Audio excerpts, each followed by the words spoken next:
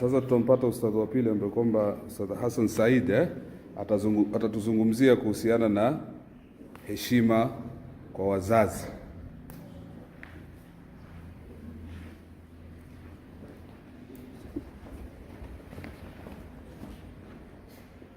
Assalamu alaykum wa rahmatullahi wa barakatuh. Alhamdulillahi alladhi ba'atha sayyidina Muhammadin bi kitabihi kash-shamsi kal-qamari idha talaha wa ala alihi wa ashabihi ulil fadli wal in'am. Allahumma salli ala sayyidina Muhammadin fil awwalin, salli ala sayyidina Muhammadin fil akhirin, salli ala sayyidina Muhammadin fil nabiyyin, salli ala sayyidina Muhammadin fil mursalin, salli ala sayyidina Muhammadin fil mala'i a'la ila yawmiddin. Rabbi shrah li sadri wa yassir li amri wahlul 'uqdatam min lisani yafqahu qawli. Wa ba'd. Baada ya kumshukuru Allah subhanahu wa ta'ala na kumtakia rehema na amani kiongozi wetu Mtume sallallahu alaihi wasallam, tazungumzia heshima kwa wazazi. Kwanza kabisa, wazazi ni akina nani na kwa nini tuwaheshimu?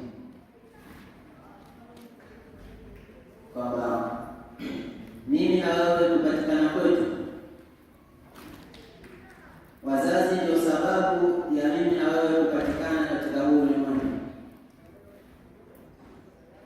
Licha ya kuwa kumheshimu mkubwa ni lazima kwa mdogo au mheshimu mkubwa, lakini pia wazazi pamoja na kuwa wao ni wakubwa, lakini fadhila nyingine kwamba wao wamekuwa ni sababu ya mimi na wewe kupatikana. Kwa hiyo kuna sababu nyingi za kuheshimu wazazi. Bwana Mtume sallallahu alaihi wasallam katika kuelezea utukufu wa wazazi wawili akasema kwamba al-ibnu al-baru la yadkhulu an-nar wal-ibnu al-aqu la yadkhulu al-janna. Mtoto ambaye kwamba mwenye kuwatendea wema wazazi wawili, mtoto kama huyo hatoingia motoni. Na sisi kila leo tunajilinda kwa Allah subhanahu wa ta'ala kutokana na moto. Kwa hivyo ili tuweze kuepukana na moto wa Allah subhanahu wa ta'ala, tufanye nini? Tuwe ni wenye kuheshimu wazazi wawili. Lakini ikiwa wewe hujali, basi utakuwa ni mwenye kuingia motoni. Ikiwa hujali, ikiwa unaudhi wazazi wawili, utakuwa ni miongoni mwa watu ambao kwamba Bwana Mtume sallallahu alaihi wasallam anasema kwamba ikiwa mtu atamudhi, atamfanyia mabaya wazazi wake wawili, basi mtu kama huyo ni wa motoni. Kwa hivyo ili tuepukane na moto, mimi na wewe tuwe ni miongoni mwa watu ambao kwamba wenye kuwatii wazazi wawili. Allah subhanahu wa ta'ala ametuhusia ndani ya Qur'an, akasema kwamba wawasaina al-insana biwalidayhi ihsana. Allah ametuhusia sisi wanadamu kwa wazazi wetu wawili tufanye nini? Ihsana. Akaendelea Allah subhanahu wa ta'ala, miongoni mwa sababu ambazo kwamba zinazotufanya tuwafanye ihsana, akasema kwamba hamalatu ummuhu kurhan. Kwanza kabisa, ukija kwa mama, basi mama amembeba mwanadamu kama huyo ndani ya tumbo lake kurhan, kwa tabu. Na ukiona kwamba kina mama kwa wajawazito vile zile tabu ambazo kwamba wanazipitia, na ukiona kama hivyo, jua kwamba mama yako pia alipitia tabu kama hizo. Pengine ulipokuwa ndani ya tumbo lake ilikuwa kutembea kwake ni shida, anakaa kwa tabu, kulala kwake pia ni shida, usingizi kupata ni shida. Hizo ndio miongoni mwa sababu ambazo kwamba sisi zinatupelekea tuwaheshimu, tuwatii, tuwafanyie ihsani wazazi wawili. Sio hivyo tu, wawadhatu kurhan, kwamba amembeba kwa tabu, hamalatu kurhan, amembeba ndani ya tumbo lake kwa tabu, wawadhatu kurhan, na akamzaa kwa tabu. Na leo hii wazazi au kina mama wanakuambia kwamba uchungu ambao kwamba walikupitia wao, uchungu mkali ni uchungu wa kuzaa. Kwa hivyo mama kujua kwamba alikuzaa kwa tabu, hakukuzaa kwa raha. Kwa hivyo hiyo pia ni sababu ya wewe kumheshimu mama yako. Lakini utakuta watoto katika zama hizi, utakuta mtoto anasema kwamba kwani kunizaa nini? Lau ningetangulia mimi ningekuzaa pia. Na hii ni kauli ambayo kwamba kauli Allah subhanahu wa ta'ala ameikataza na ameikemea. Hata amesema Allah subhanahu wa ta'ala, ile kauli ndogo ya ufi, yani kama kuna kauli ndogo zaidi ya ufi, yani ile uwekelewa, hiyo pia inaingia katika maasi ya kuasi wazazi wawili. Na kama ingekuwepo kauli ndogo zaidi ya hiyo, basi Allah subhanahu wa ta'ala angeitumia kauli hiyo kutukataza sisi kuwakemea au kuwakaribia wazazi wawili. Kwa Allah subhanahu wa ta'ala akaendelea akasema kwamba hamalatuhu kurhan wa wada'atuhu kurha wa hamluhu wa fisaluhu 30 shahra, kukubeba wewe mpaka akuachishe kunyonya ni miezi mingapi? Miezi 30. Yote hayo mama amejitolea kukulinda wewe, amekubeba miezi 9. Hakuna baya ambalo kwamba amekufanyia ukiwa ndani ya tumbo lake. Na hali kwamba leo hii tunaona kuna wazazi wengine, mtu anapata ujauzito lakini anaamua kwenda kutoa ujauzito kama ule, anaamua kutoa kile kiungo ambacho kwamba kipo ndani ya tumbo lake, lakini mama yako hakuthubutu kufanya hivyo, akakubeba ndani ya tumbo lake, akakuhifadhi, akatafuta chakula ambacho kwamba pengine wewe utapata kukua vizuri ukiwa ndani ya tumbo lake. Na baba hakuacha. Wakati mama yako akiwa katika hali hiyo, baba akienda mbio, ni jinsi gani mama apate chakula ambacho kwamba akila wewe utapata virutubisho kupambana vizuri, wewe utapata yale ambayo kwamba yanatakikana mtoto apate ndani ya tumbo lake ili uweze kukua vizuri. Yote hayo wazazi walikuwa wakihangaika.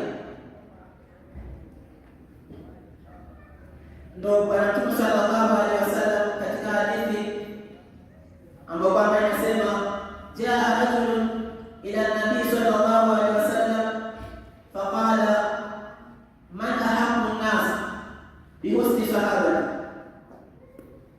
Bwana mmoja alienda kwa Bwana Mtume sallallahu alaihi wasallam alipoona kwamba mimi nafaa niwe na mtu ambaye kwamba ni sugi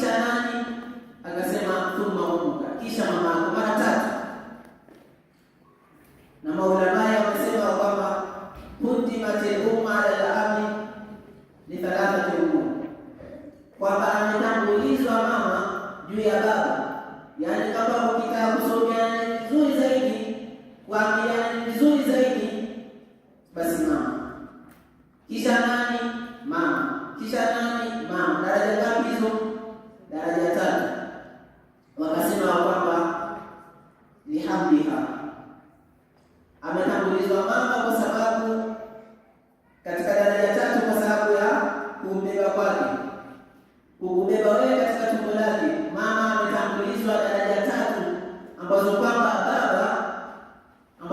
hawezi kushirikiana na mama katika hizo daraja tatu. Daraja ya kwanza ni hamliha, kukubeba wewe katika tumbo lake.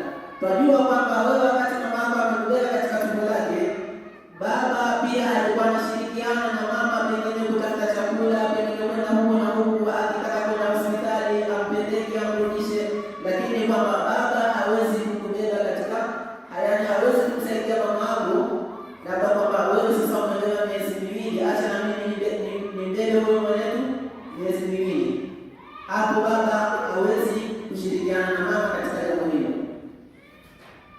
Ya pili ni wadaiha, kwa ajili ya kumzaa,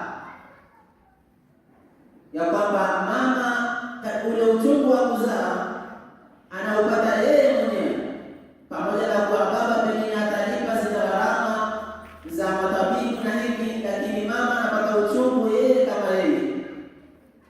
Kwa hivyo mama akatambulishwa kwa sababu ya mambo haya matatu: wa irbaia, na kumnyonyesha kwake, na kwamba baba atajua kwamba hawezi kunyonyesha, lakini pia naye anashirikiana. Kwa hivyo wazazi ni dori muhimu sana sisi ya kuweza kuwaheshimu wazazi, na yoyote ambaye kwamba idha arada al-insan muwafiqan fi tijara au fi ilmi fa'lam anna lahu nasiban fi birri walidain. Ukimwona mwanadamu ameafikiwa katika biashara, katika elimu, basi jua kwamba yeye ana fungu katika kuwaheshimu wazazi wawili. Na sisi kama wanafunzi, sisi kama vijana, na si vijana, hata kama umekuwa mtu mzima lakini bado na wazazi wawili, basi unafaa kuwatii, unafaa kuwafanyia ihsani. Kwa hivyo ukitaka uwe na elimu au uendelee katika biashara yako, basi siri ni moja tu: wewe waheshimu wazazi wawili. Ndio Allah subhanahu wa ta'ala ya kwamba mwenye ambaye kwamba anawaudhi wazazi wawili, basi atakuwa ameudhi Allah subhanahu wa ta'ala, na ambaye kwamba anawafurahisha, anawafanyia mazuri, basi amemfurahisha Allah subhanahu wa ta'ala. Na katika aya nyingine Allah subhanahu wa ta'ala katika kutushajiisha akasema kwamba waqala rabbuka alla ta'budu illa iyyahu.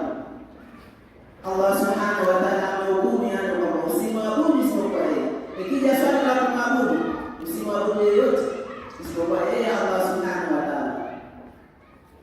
Wa bil walidaini ihsana, baada ya ibada kitu muhimu ambacho kwamba unachotakiwa kufanya birrul walidaini.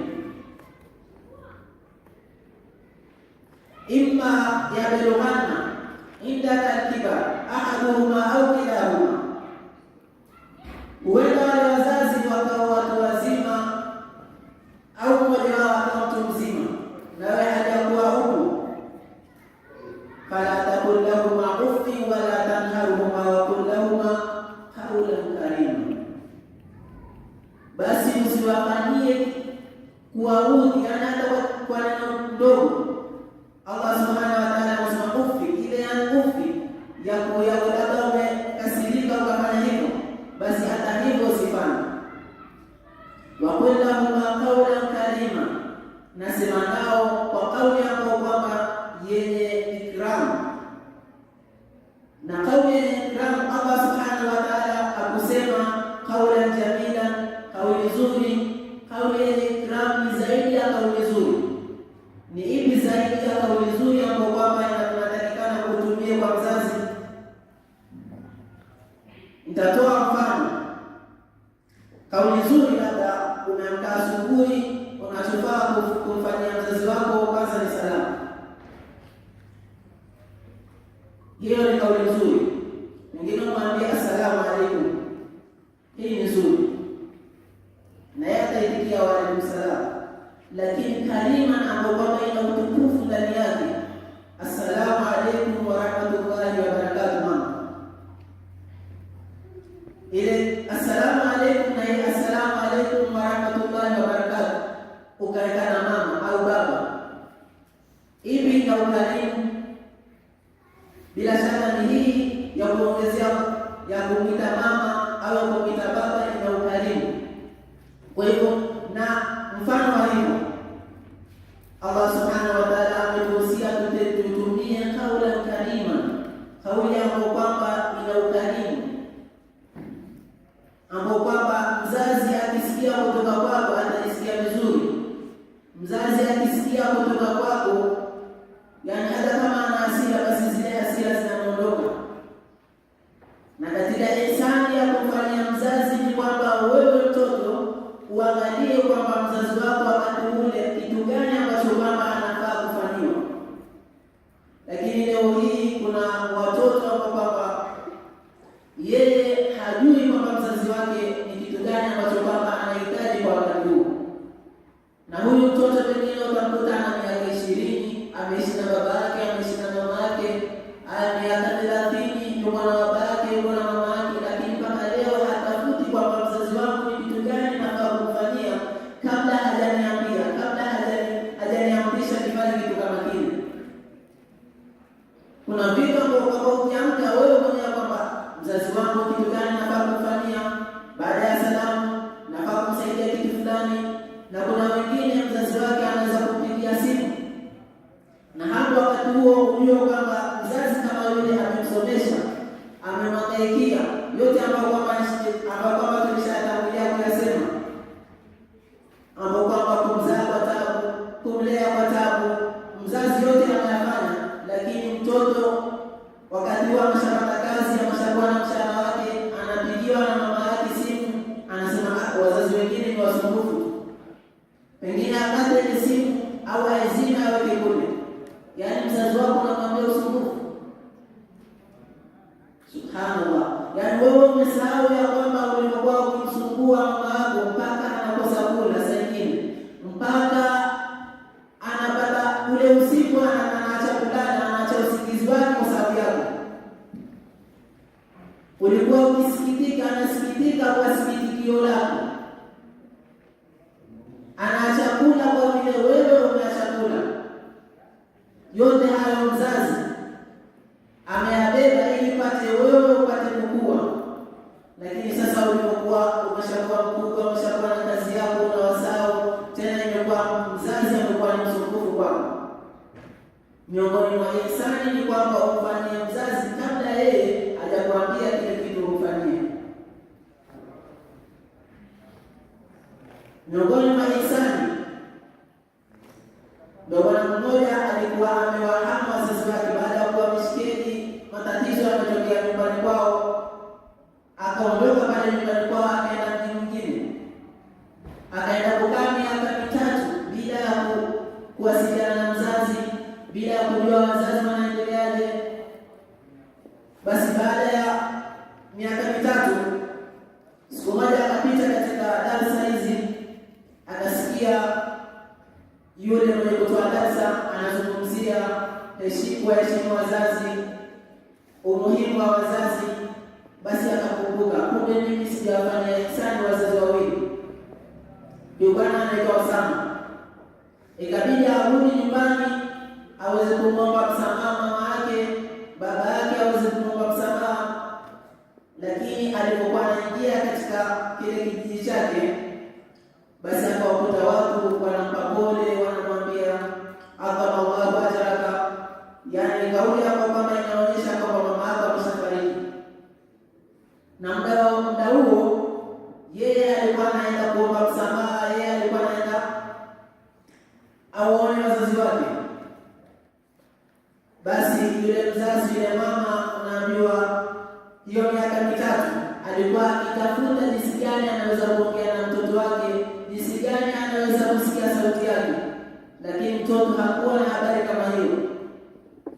Alipofika nyumbani kwao, akaingia katika chumba chake, akakuta chumba chake kimesafishwa vizuri kuliko kwa mwanzo, akakuta kuna nguo zake alikuwa ameziacha zimefuliwa, zimepangwa vizuri. Basi yule mama, kuna ujumbe ambao kwamba alimwachia mwanae kama yule,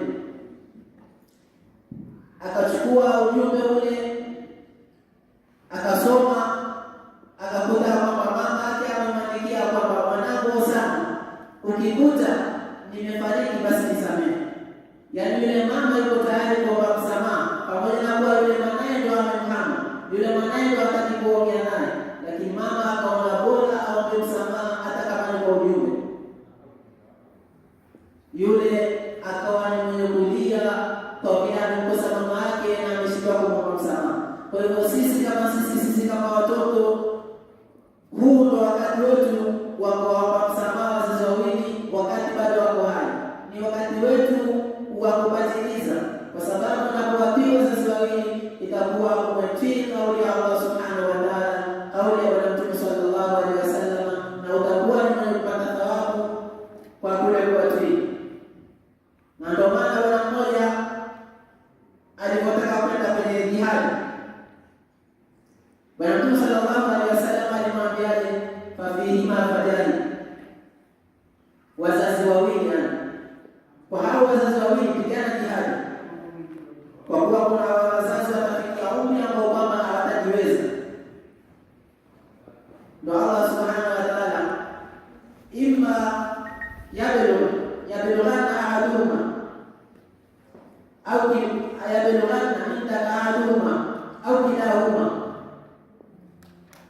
yaani huenda wakafikia utu uzima. Sasa baada wanapofikia utu uzima wanakuwa hawawezi, wanakuwa nguvu zao zimewaishia. Sasa wewe kama mtoto unafaa usimame watunze wazazi wako wawili. Wewe kama mtoto unafaa usimame uwatunze wazazi wawili, uwajengee nyumba hapo kwamba pengine kama una uwezo uwajengee nyumba hapo kwamba wakikaa katika nyumba ile watajisikia kwamba sisi tuna mtoto mwema ambaye kwamba Allah subhanahu wa ta'ala ametujalia, na uwe ni miongoni mwa watoto ambao kwamba wazazi watajikamilisha kwa mtoto kama huyo. Mpaka hapa mimi nitakuwa nimekuishia. Wa hadha, assalamu alaykum wa rahmatullahi wa barakatuh.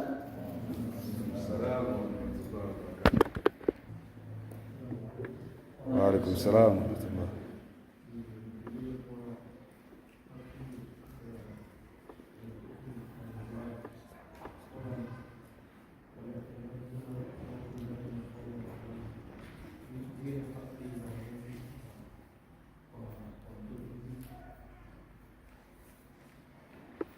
Anauliza kwamba kwa mzazi, Allah subhanahu wa ta'ala amesema mtoto kumfanyia haki mzazi ni kwamba qul lahum qawlan karima, na useme nao kauli ambayo kwamba yenye utukufu ndani yake. Kama ni mzazi kumfanyia ikramu mtoto pia ni jambo zuri katika dini, ni jambo zuri, au kuongea naye vizuri ni jambo zuri, lakini kwamba inaweza ikatokea mzazi kama mzazi, yeye kama mkubwa akakukaribia, lakini pamoja na kwamba kukaribia ni nini, akakuzungumzisha pengine kwa hasira, lakini wewe kama mtoto hufai kumrejeshea kama vile alivyozungumza kwamba kwa ukali. Wewe hufai kumrejeshea kwa ukali, yaani kwa mzazi anaweza kufanya kwa vile yeye ni mkubwa, yeye yuko juu yetu, anaweza kusema lakini ile akitumia kauli ya karima pia ni vizuri, azungumza na wewe vizuri, lakini wewe mdogo ni vizuri zaidi kuzungumza na mzazi kauli ya nini yenye ukarimu ndani yake.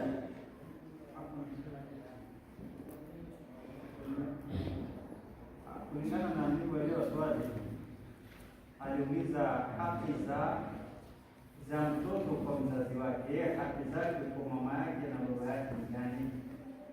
Kama labda pengine yeye baba ana haki kwa mtoto wake, azungumze naye vizuri, aishi naye vizuri, labda pengine ampishe kulingana na hizo haki ambazo umemtaja. Sasa yeye haki kwa baba yake ni gani? Ndio swali lilikuwa hivyo. Swali lake ilikuwa ni haki za mtoto kwa mzazi na haki za mzazi kwa watoto.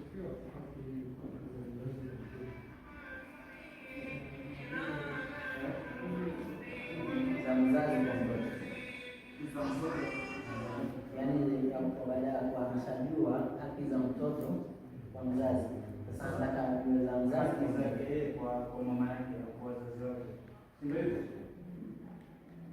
Naam, ndio Kiswahili kinachofanya mengine kinasumbua.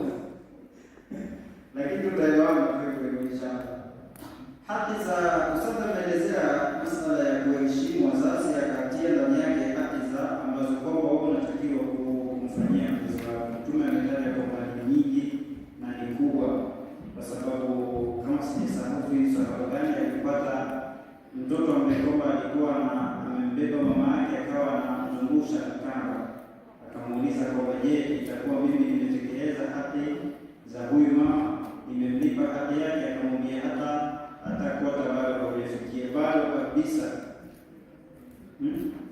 Na Abdullah ibn Umar anamwambia hata haki haujafikia. Lakini sasa haki za mzazi kwa mtoto wake ni nyingi.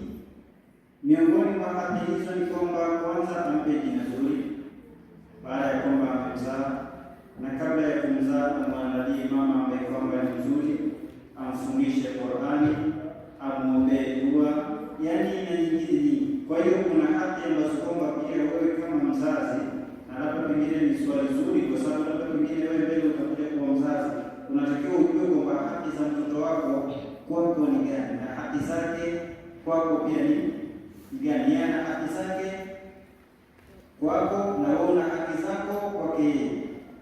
Kwa hiyo sasa ni vizuri kwamba wewe mzazi wa baadaye uweze kujua kwamba mimi natakiwa kumlea mtoto katika malezi gani, na yapi ambayo kwamba ni lazima nimfanyie mtoto wangu, na yapi ambayo kwamba labda pengine namfanyie kama mapema.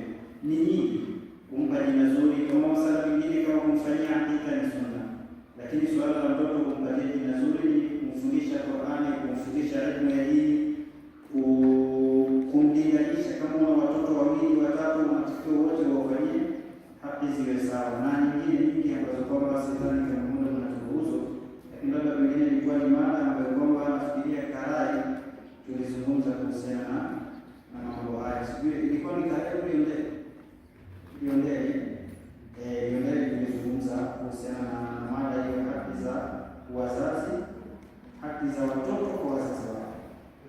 Naam.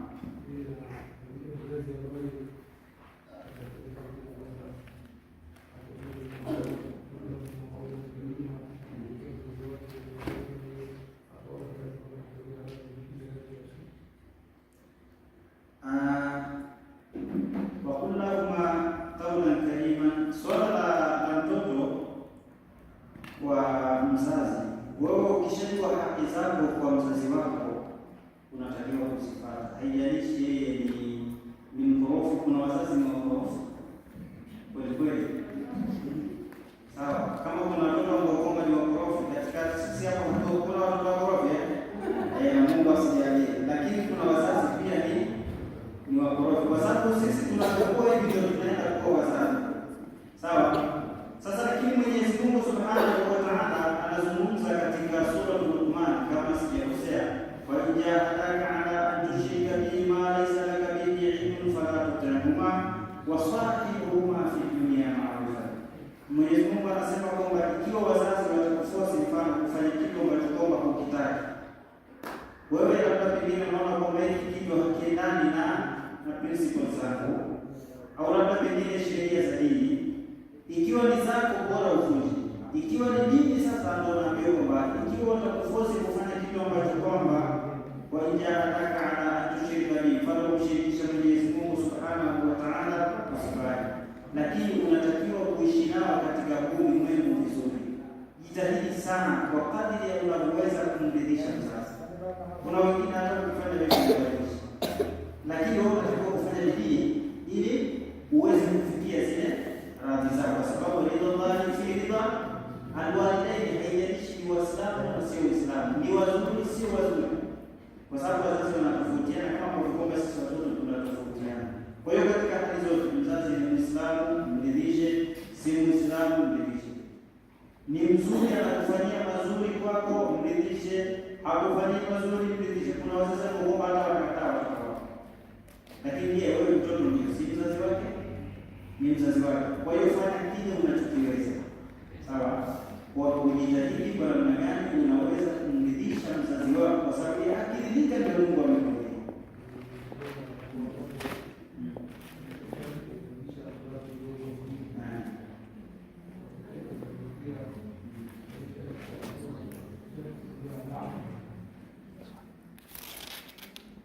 Laana ya mzazi, kwanza tuje kwenye swala la laana ya mzazi. Anaweza kukaribie na usipate laana, na anaweza asikukaribie upate laana, sawa. Ikiwa hajakufundisha dini, ni yeye ndio ambaye kwamba atakuwa ni makosa yake, na ndio tumetaja kisa cha Sayyidina Umar radhiallahu anhu, ambaye kwamba alikuja mzazi mmoja mbele ya Sayyidina Umar radhiallahu anhu kumshtakia kwamba mtoto wangu mimi ananikosea adabu. Alipokuja Sayyidina Umar radhiallahu anhu, yule Sayyidina Umar akamlaumu huyu mtoto, kwa nini wewe unamkosea adabu mzazi wako? Lakini yule mtoto akamuuliza Sayyidina Umar radhiallahu anhu, kwani mimi sina haki kwa baba yangu? Akamwambia haki nazo. Kumwambia haki gani? Akasema kwanza kutumikie mama ambaye kwamba ni mzuri. Leo sasa imekuwa kwamba mitaani sisi tena kama sisi vijana ndio mtihani. Tunaenda kupatana na mtu, unachukua unakaa unapata mtoto na kwenda. Yaani kwa sababu ya kuangalia zile hawa za nafsi, matamanio ya nafsi yako. Ndio maana watoto wengi wanateseka kwa sababu ya shida kama hizo. Mama huwa wale wazazi huwa ambao labda pengine wengine hata sio wazazi. Kwa mfano kama sisi kuna watoto ambao kama tunaona wafumfua wanazaa, huyu hata hajui kama yeye ndio mzazi ni kulea. Ni wengi, sijui huko, lakini kuna watu kadhaa wako wengi sambulizo, kwamba wengine tunawajua na wengine labda pengine wameishi mahali kusaidiwa tu na wamekuja na watoto. Sasa inakuwa ni mitihani kidogo. Sasa huyu mama huyu hajui kulea nini, hata hajui kisa mtoto ni nini. Yaani yeye yuko analea vile kwa vile mtoto yuko anafanya hivyo. Na hivyo anahitajia msaada. Sasa mama kama huyu utasema. Kwa hiyo huyo amefanya tafsiri, amefanya mapungufu katika kumfanyia hivyo. Kwa hiyo wewe ikiwa umemkosea kwa sababu hajakufundisha, wewe hujui kwamba linalofanya si makosa, basi itakuwa mbele ya Mwenyezi Mungu Subhanahu wa Ta'ala itakuwa kwamba si makosa, hauwezi kuandikiwa makosa. Shida ni kwamba wewe unajua kwamba mama anatakiwa kumfanyia hivi na kufanya. Kuna wakati mwingine mambo mengine kibinadamu tu unakataa. Kwa mfano kama kuna watu ambao wanafikia kuwapiga wazazi wao, wengine kuwatusi wazazi wao. Kama hili swala la kutusi linakuwa ni swala baya sana, baya ambalo kwamba ndio limeenea kwa sana. Sisi watoto wa leo tunapenda sana yale tunashuhudia kama vile mama zetu au baba zetu tunalingana. Tunasema ile high freedom, sasa tunataka freedom. Kwa hiyo wewe na baba yako ni sawa sawa, wewe na mama yako ni sawa sawa, wewe na ustadi ni sawa sawa. Hichi ndio kitu ambacho kwamba kinatuharibia freedom. Tunafaa iwe na mipaka. Sisi tunafaa kuangalia dini inatuamrisha nini. Ukishajua kwamba unatakiwa kumkaribia mzazi, basi ni bora kuondoka kumwacha. Lakini ikiwa kwamba imetokea kwamba hujui, basi hapo kuna makosa. Lakini baada ya kujua hutakiwi kufanya. Hata kama unaona kwamba mzee yuko juu vipi, basi ni bora wewe ushuke kwa ajili ya kupata radhi, kwa sababu radhi zake ndio radhi za Mwenyezi Mungu. Lile sawa ambalo kwamba si unajua, wakati mwingine naweza kuwa sawa kwake, naweza kutuma nenda kanichukulie pombe. Kuna wazazi wa Kongo wanaelewa Waislamu, tunajua kwenge ukataje tena amekuwa peleka katika swala la haramu, au labda pengine mtu amesilimu anapokwambia wewe toka katika Uislamu. Kuna mambo mengine mzazi huwezi kumfuata, yakiwa katika masala ya dini au ni haki yako, labda pengine unaweza hata ukaiacha, lakini haki ya Mwenyezi Mungu simama nayo. Sawa, kama swala unakataza swala, mzazi anakataza ile swala, au kufunga, au masala mengine ambayo kwamba yanafungamana na ibada, unatakiwa kusimama na Mwenyezi Mungu Subhanahu wa Ta'ala.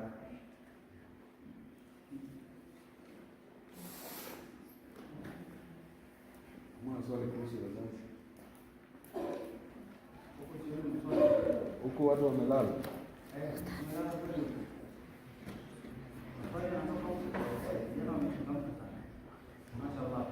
Tuna maswali kuhusu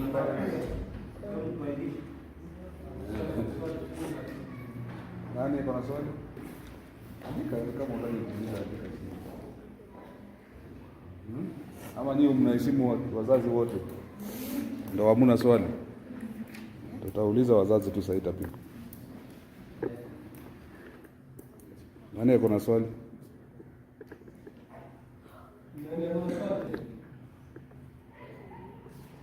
Kuna mwingine iko na swali?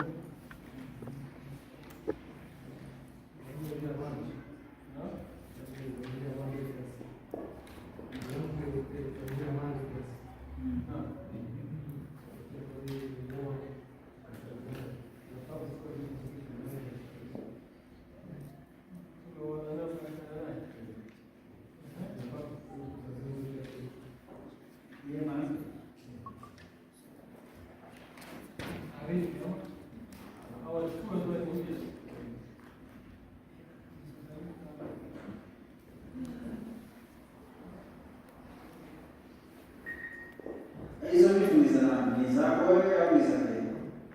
Au ni zile kwa moja? Ni zako, ni haramu. Ni haramu kabisa.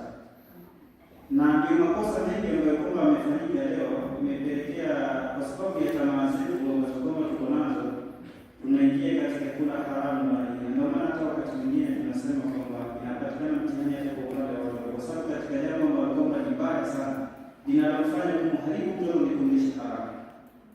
Wewe umechukua kitu ambacho kwamba sio chako. Kwa mfano, ukiingia katika ndoa, kuna wewe unafaa kumiliki na mke anafaa kumiliki. Kilicho chako ni chako na cha mke ni chako. Wewe ufai kuchukua chake na yeye afai kuchukua cha kwako. Sio kweli ambayo kwamba yeye ni haki yake. Sasa leo kwa kwamba mmeachana, alafu mwanamke anakwenda kwa anashtaki labda pengine nusu ya mshahara wako yanapewa au nusu ya mali yako yana. Hii ni makosa, ni haramu, ni haramu, ni dhulma. Na ndio sasa imefikia wakati kwamba watu wanalalamika, wanaume tunalalamika kwamba inakuwaje kwamba hakuna sheria za kuwatetea hawa wanaume, kwa sababu hii ni haramu. Kama mimi natakiwa kumsimamia mtoto labda pengine anatumia mtu analipwa 1,100, mtoto anatumia 50 kwa mwezi, ni makosa ambayo kwamba inapelekea kwamba wao wanakula haramu, na yote ni kukosa ile takwa na kumwogopa Mwenyezi Mungu Subhanahu wa Ta'ala.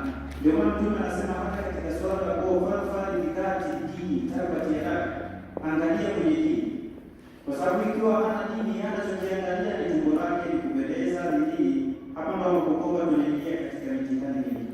Mtoto analishwa haramu, sawa, ilikuwa kwamba anafaa baba amhudumie huyu mtoto, lakini sio namna hii. Kwa hiyo mwanamke hafai kuchukua kitu chake isipokuwa kwa ruhusa chochote, haijalishi yuko ndani ya ndoa au nje ya ndoa. Mmeachana akachukua kile kitu, wewe unafaa kumshtaki. Kama tutakuwa na hukumu za kisheria za Kiislamu, huyo mwizi anafaa kuhukumiwa Kiislamu. Kwa hiyo si kwa sababu mliishi pamoja ndio chako kinakuwa chake tena.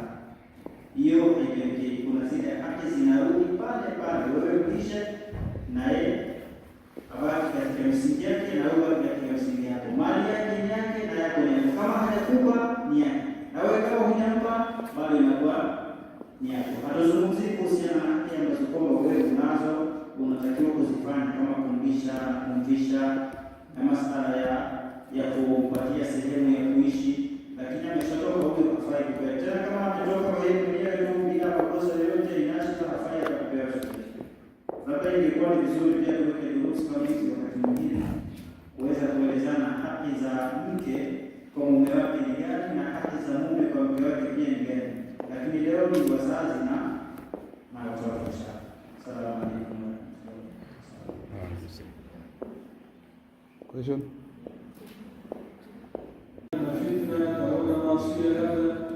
Akakimbia kwenda kujificha sehemu mbali. Ikiwa anafanya ibada baada ya miaka mmoja akamtamani. Alipomtamani mamake, mama akatoka mjini kwenda kutafuta mtoto wake. Inamazeni. Ndio. Akifika sehemu kama ile kama yuko mtoto wake, akampata mtoto wake yuko katika swala hiyo swala. Alipompata hiyo swala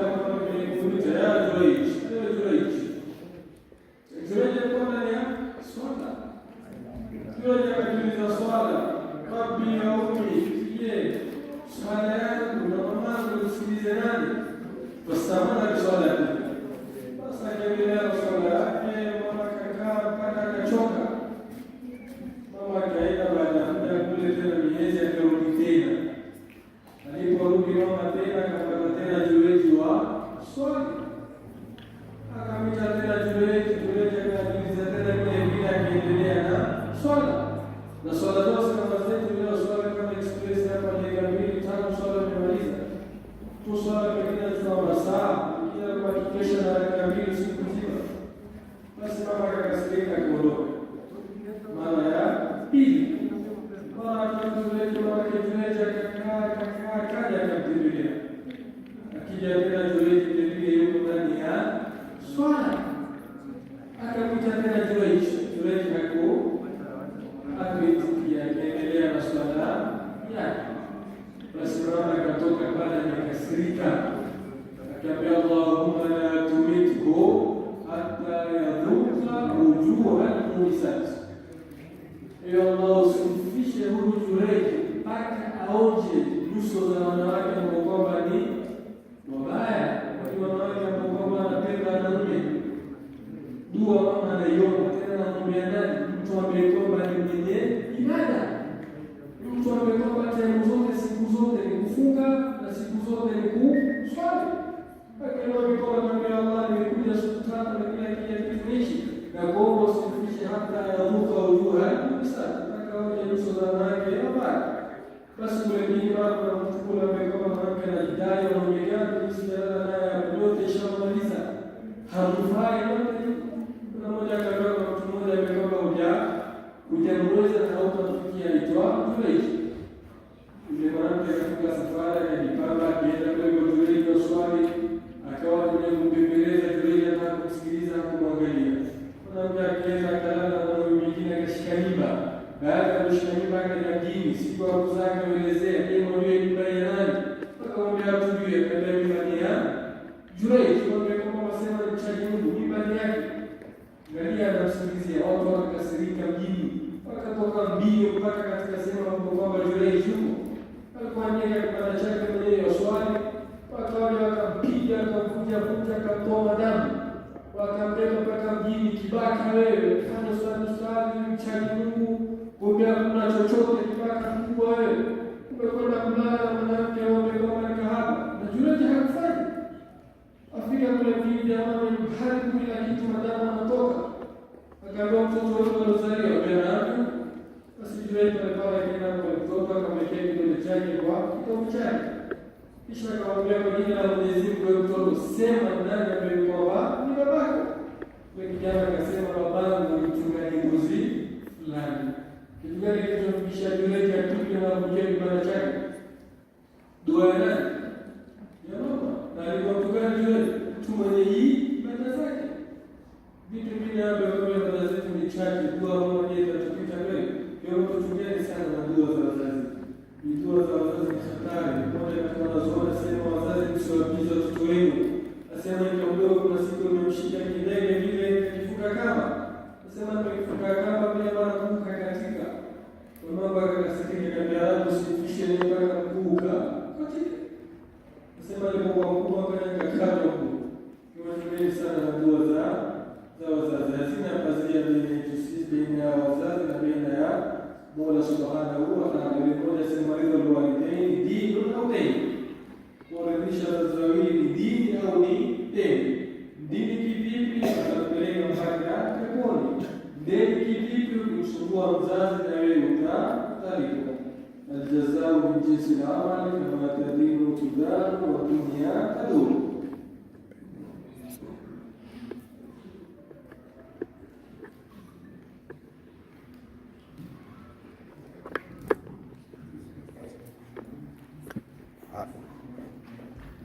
Haya, sasa maswali naona yamekuja hapa, tutayauliza baada ya Sheikh Ali kuzungumza inshallah, na mengine kama unataka kuiandika andika tu nipatie, tutauliza bila kuuliza ni nani ameandika. Kwa hivyo sasa tutamkaribisha Ustadh Ali naye atuzungumzie kuhusu, tumezungumziwa kuhusu heshima kwanza tumezungumziwa kuhusu heshima kwa nani? Alafu heshima kwa, sasa ustadha atatuzungumzia kuhusu heshima kwa watu wazima.